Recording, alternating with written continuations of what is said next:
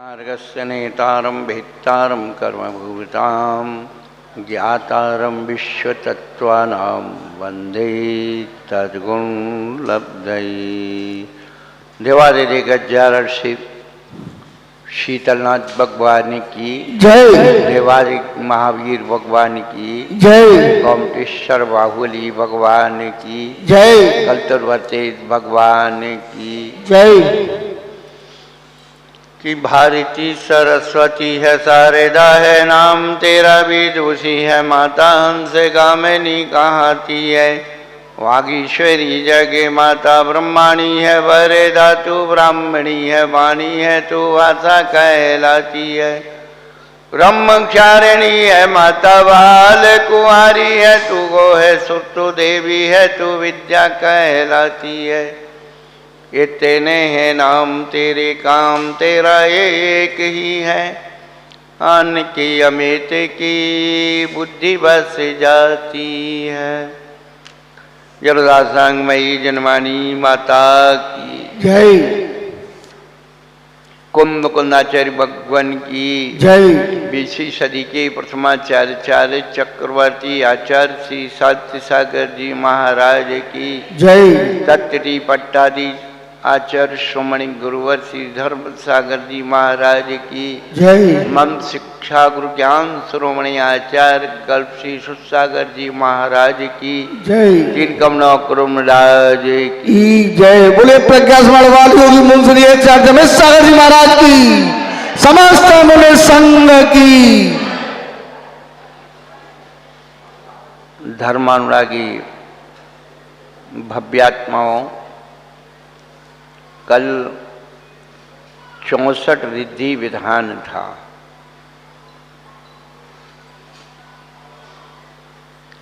जितनी भी रिद्धियां होती हैं वो मुनिराजों को होती है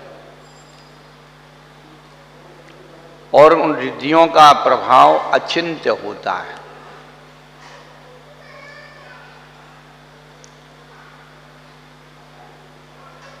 एक चांडाल को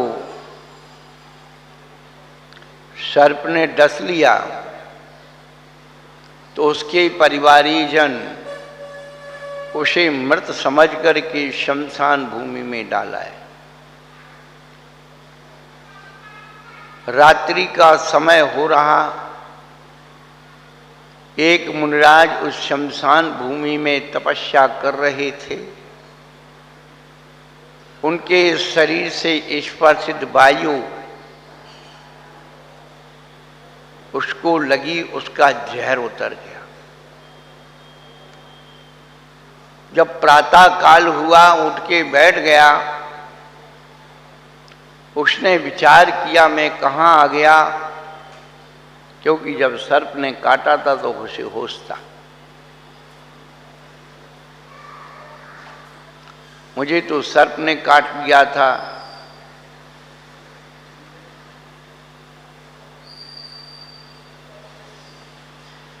मुनिराज की निमित्त से सर्प का विष दूर हो गया और मुनिराज ने उसे उपदेश दिया,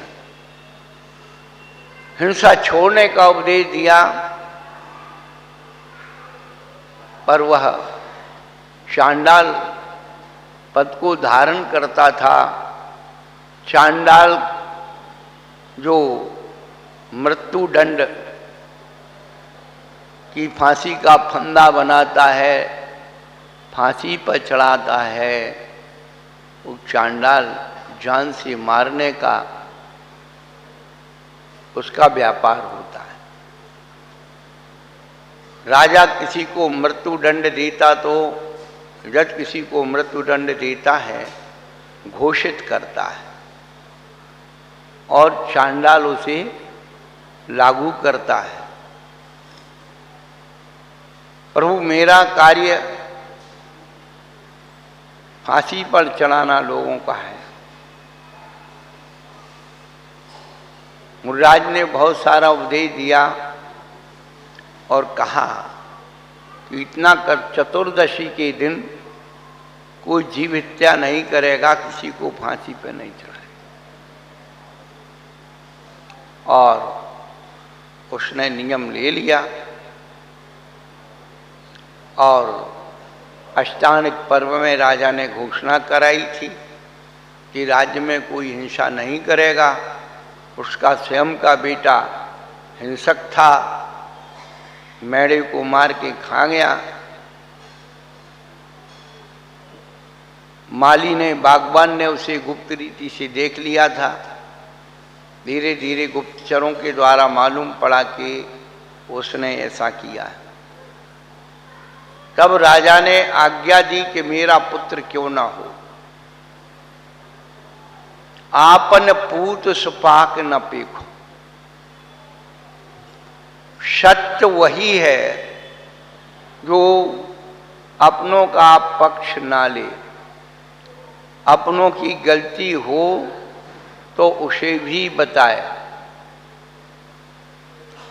दिक्कत यही होती है कि अपनों से कुछ कहो मत। मित्र के मुँह पे कहूं सच्ची खरी, यानी एक दुश्मन और अपना पैदा करूं।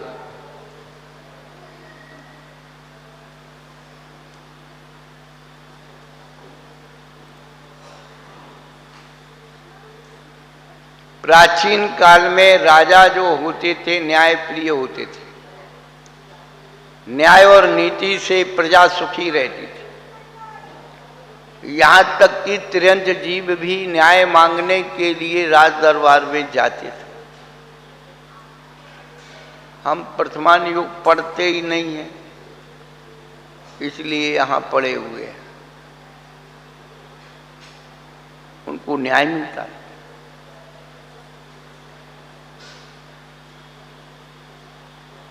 तब राजा ने कहा मेरा पुत्र अपराधी है, इसे सजा दी जाए।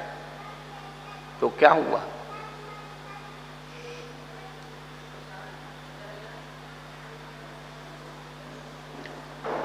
चांडाल को बुलाने के लिए भेजा हो चतुर्दशी का दिन।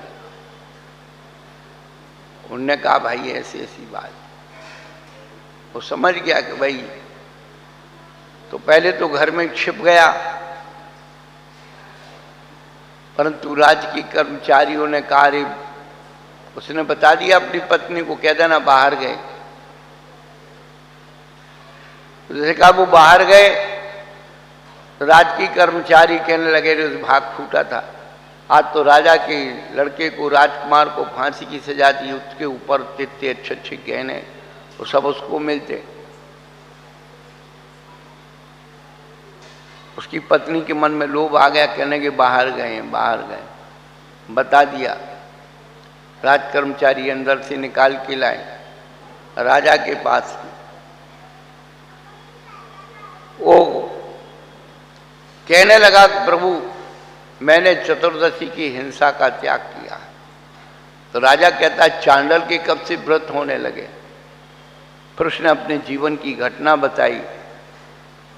फिर भी राजा को विश्वास नहीं हुआ। उसने कहा ये फांसी पर नहीं लगाता तो एक काम करो, दोनों बच्चों को, चांडाल को, राजकुमार को पोटली में बांध दो और जो मगरमच्छ वाला तालाब है उसमें डाल दो, मगरमच्छ खा जाएंगे।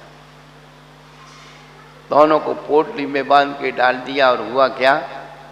राजकुमार को तो मगरमच्छ खा गए, लेकिन उस चांडाल को जल देवता सिंहासन पर बिठा दिया। उस अहिंसा व्रत का प्रभाव बंधुओं आज नवग्रह विधान है। लोग ग्रहों से परेशान हैं। महाराज हमारे कौन से ग्रह खराब चल रहे हैं, दुकान नहीं चल रही, बीमारी आ गई। 9 ग्रहों में सबसे बड़ा ग्रह है परिग्रह। जिसके पास परिग्रह है उसे ही 9 ग्रह सताते हैं। अब यहाँ तो कुछ है नहीं, कौन सी लंगोटी फाड़ के ले जाए। इसलिए वे 9 ग्रह भी डरते हैं। किन से? इनसे।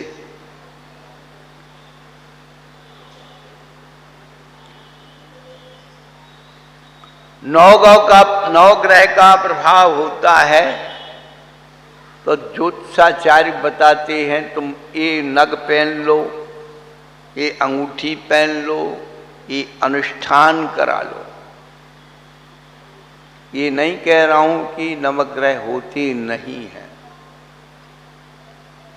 ये नहीं कह रहा हूं कि इसका कोई प्रभाव नहीं है।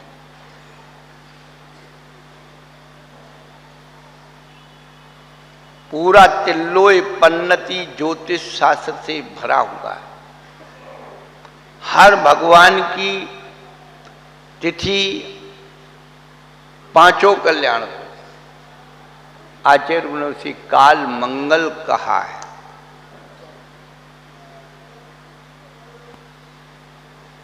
अब नवग्रहों से और भगवान के नाम से क्या संधि है? तो जैसे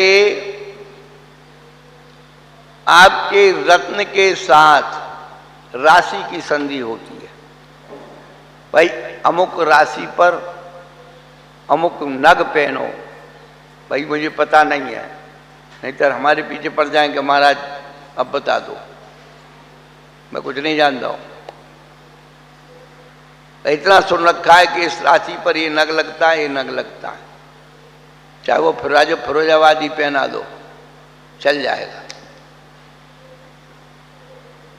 उसी प्रकार से उस राशि के ऊपर उस भगवान के नाम है। देव शास्त्र गुरु रतन सो, 3 रतन करता और भिन्न भिन्न कहूं आरती अल्प सुख। तुझे वो पैसे वाला रत्न पहनने की जरूरत ही नहीं है। तू सच्चे देवशास्त्र गुरु का रत्न त्रय का रत्न धारण कर ले, कोई भी ग्रह तुझे परेशान नहीं कर सकते।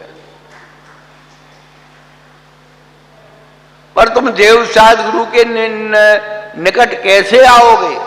उनके महत्व को कैसे समझोगे? क्या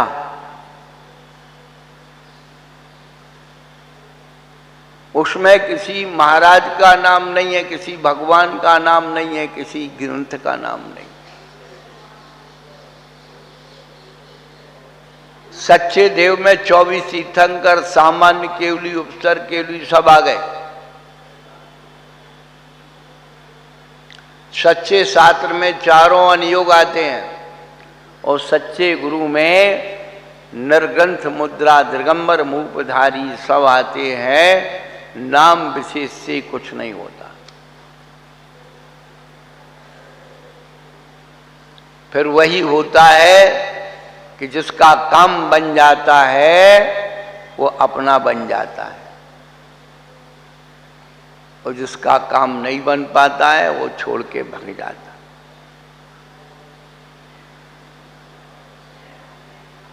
कहने का अभिप्राय यही है कि ये नवग्रह विधान ग्रहों की पूजा नहीं है, ये उस राशि पर चलने वाले भगवान की पूजा है। लोगों ने इतनी भ्रांतियां डाल दी हैं दिमाग में, ये मिथ्यात, वो मिथ्यात, वो मिथ्यात, ये पाप, 2 ही पार्टी पढ़ा दी। बताइए आप। पर सम्यक क्या है? सच्चे देवसाद गुरु की पूजा सम्यक तो वर्धनी क्रिया है। जो सम्यक दर्शन का रोना रहते हो, अभी तो आपको सच्चे देवसाद गुरु पर श्रद्धान क्या, उसकी वाणी पर श्रद्धान नहीं है, उनके स्वरूप पर श्रद्धान नहीं है। हम सबका श्रद्धान पैसे पर है।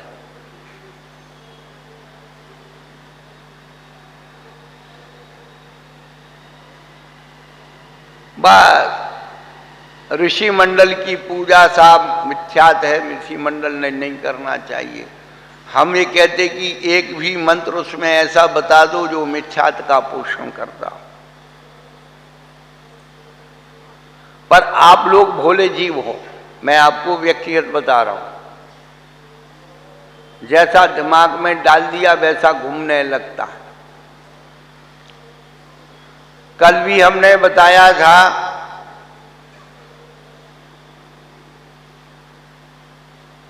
किसी भी आचार्य ने, प्राचीन आचार्य ने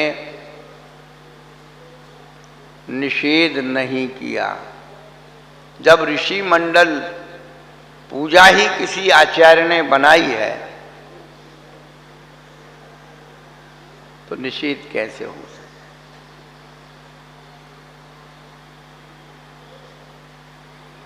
पहली बात। दूसरी बात, 50 साल के, अभी 25 साल के अंदर इतना विकृति और आ गई। पहले तब भी लोग स्वस्थ हो रहे थे, दिख रहे थे, लेकिन धीरे धीरे धीरे धीरे धीरे हम बार बार कहते हैं कि जो देव सद्गुरु की सेवा में, पूजा में, दान में द्रव्य लगना चाहिए था वो तो सबने बंद कर दिया।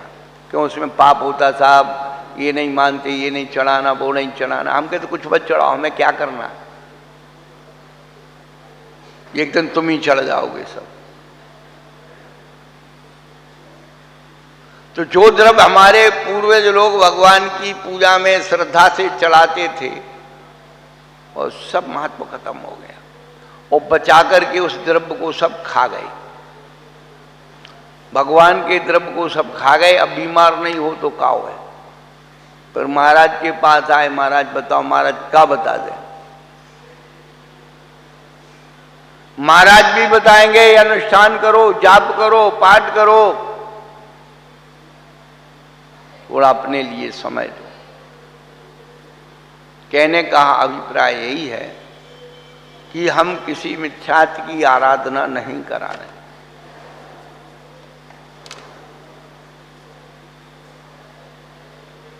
कब कौन से देवता तुम्हारे देश में प्रकट हो जाते हैं और चमत्कार के पीछे भागते हो? क्योंकि मरता क्या नहीं करता। उन्होंने कहा वहां ठीक हो रहा है चलो, वहां ठीक हो रहा है चलो। भैया कहीं ना कहीं जाओगे, ठीक तो हो ही जाओगे, नहीं भी जाओगे, जो नहीं जा रहे वो ठीक नहीं हो रहे, बताओ। परंतु इस धर्म की क्रिया से, सच्चे देव साधु के संपर्क से यदि आप आओगे तो ठीक भी होगे, सम्यक दर्शन भी पुष्ट होगा, और वहां जाओगे तो मूढ़ता पुष्ट होगी। तो मूढ़ता से बचाने के लिए ही, सम्यक में लगाने के लिए ही धार्मिक अनुष्ठान किए जा रहे हैं। और किसी को कोई भ्रांति हो तो यहाँ नहीं, हम कहीं भी रहें, आप अपनी शंका को विनम्रता पूर्वक निवेदन करिए, प्रभु मुझे ये शंका हो रही है, आप इसका समाधान करें। आप उनसे समाधान करने जाते हो जिनके पास खुद का अपना समाधान नहीं है। आप उनसे समाधान करते हो जो कह के बदल जाते हैं।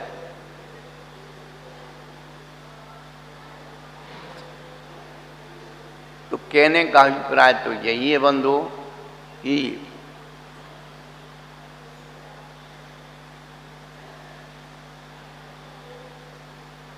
हम लोग अब ये पूजा, ये विधान, ये सब भक्ति मार्ग हैं, ये पुण्य कमाने के 9 कर्म हैं। हम बार बार कहते कि पाप कमाने के 100 रास्ते और पुण्य कमाने के 2 रास्ते। पुण्य नहीं कमाओगे तो पाप में ही जाओगे, पाप के स्थिति अनुभाग बढ़ेंगे। पुण्य कमाओगे तो पाप कटेगा, पाप के स्थिति अनुभाग कम होंगे, सुख समृद्धि अपने आप बढ़ती चली जाएगी। तो ये अवसर, एक मौका हम सबको मिला है। अभी 9-10 पूजाएं होंगी और 15 धाम 150, 15 मिनट भी यदि अपन लगाएंगे पूजा में, तो वैसे तो बहुत जल्दी, पर हमारे कलाकार होते हैं, कुछ पद, कुछ नृत्य, कुछ भक्ति, तो आप आराम से करिए। कहाँ जाना है?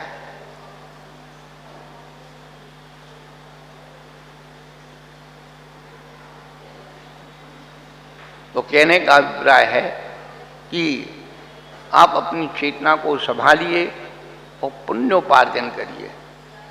जितना आप पुण्य करोगे, पाप अपने आप गलत होंगे। हमने अभी यहीं इसी देश में अभी नए नए ताजे ताजे कितने लोगों के जीवन में चमत्कार हो गए अपने आप। हमने कुछ किया नहीं ना, हमारे पास कुछ है, केवल आपकी आस्था। क्या गुरु के चरणों में बैठ करके हमारे जीवन की सुख शांति मिल जाएगी, समाधान हो जाएगा। कुछ लोग हैं जिनके जीवन में शांति नहीं है, और शांति क्यों नहीं है? वे अशांति के स्वयं कारण है। इतनी सारी कांक्षाओं को पालना,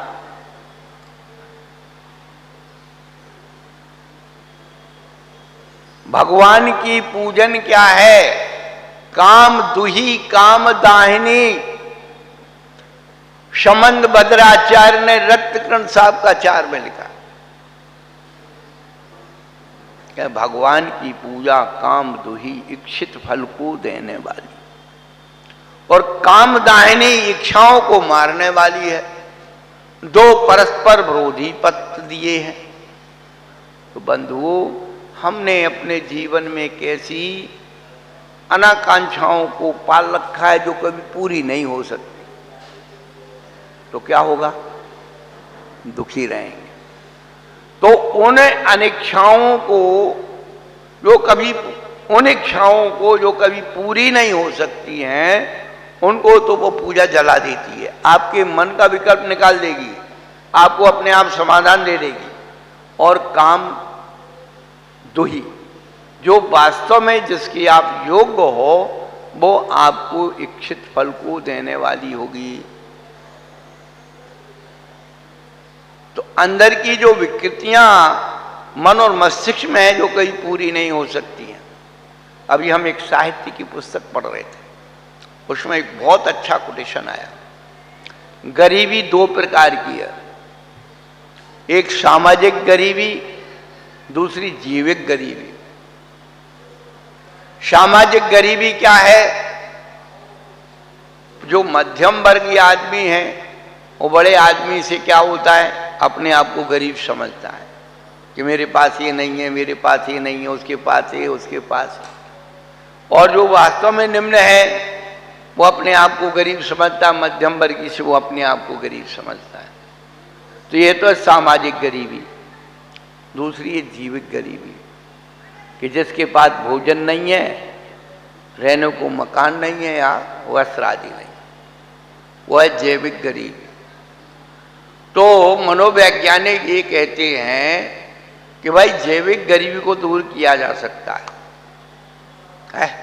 अभी मोदी जी ने जिनके घर नहीं था उनको घर दिए, कोरोना आया तो सबको राशन पानी दिया।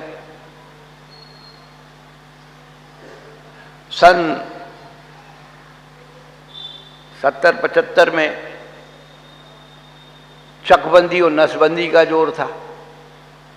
जिसके पास ज्यादा जमीन है उससे लेकर के गरीब जिसके पास नहीं थी उसको दी। तो विदेशों में कई देश ऐसे हैं जहां पर जैविक गरीबी को समाप्त कर दिया गया।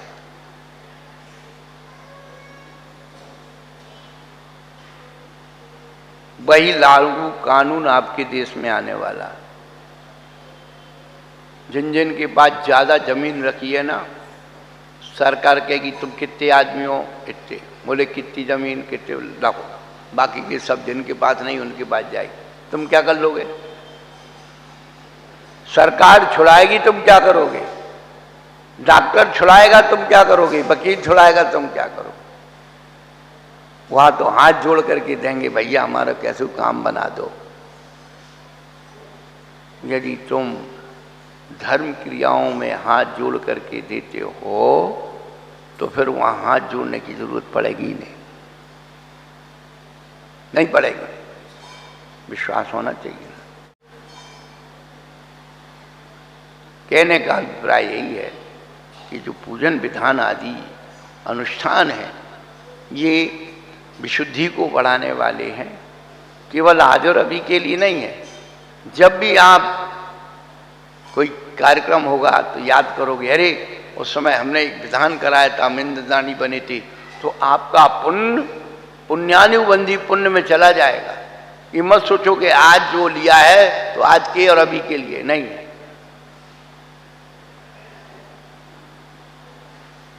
और सारे जीवन भर आपको खुशी देता रहता है।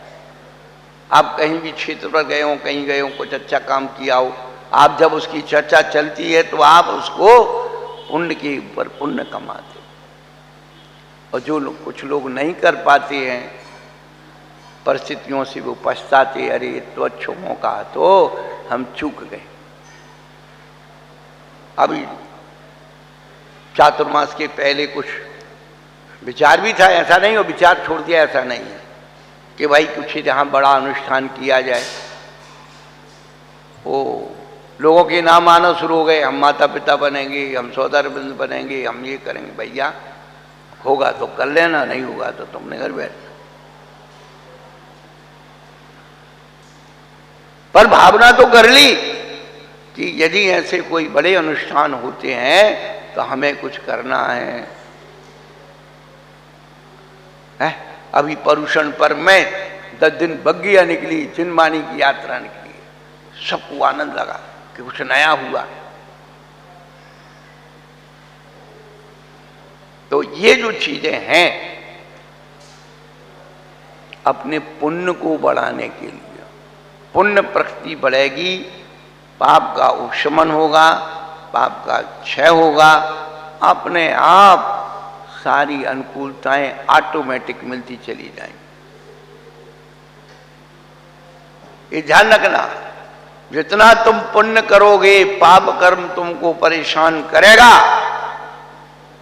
पुण्य इसीलिए किया जाता है पाप को निकालने के लिए। अब तुम सोचो कि वो ऐसे सीधा सीधा चला जाए तो जाने वाला नहीं।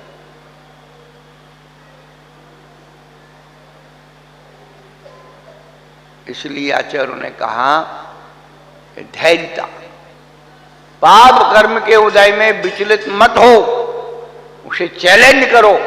मैं देखना चाहता हूं तेरी ताकत कितनी है। जिस दिन हम लोग कर्मों को चैलेंज करना सीख जाएंगे, कर्मों को जीतने की विधि आ जाएगी।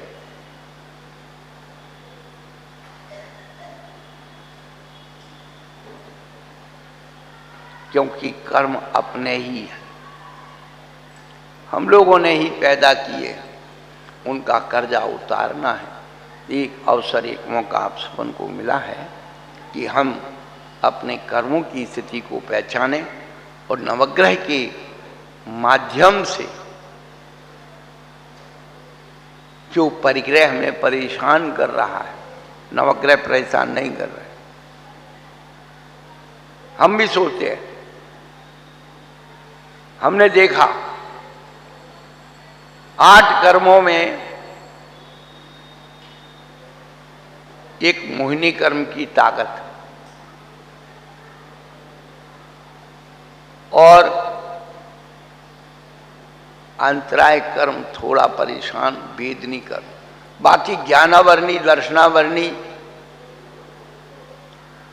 इनमें कोई नाम गोत्र में कोई इतनी ताकत नहीं है। और उसमें भी वेदनीय कर्म जो है, असाता वेदनी आपको विचलित करेगा, अंतराय कर्म आपको विचलित करेगा। तो जब आप मोहिनी कर्म को मार दोगे तो इन कर्मों की ताकत बिल्कुल क्षीण हो जाती है। युद्ध में यदि राजा मर गया, भाग जाती है, नाम मात्र की रह जाती है। ये मोहिनी कर्म को मारने का उपक्रम यहाँ है। हम लोग उस वस्तु स्वरूप को समझें और अपनी आत्मा का कल्याण करें। दोपहर में 3 बजे से हमारा स्वाध्याय चालू है और शाम को भी कौन सी प्रतियोगिता है हमारी जानकारी में नहीं है।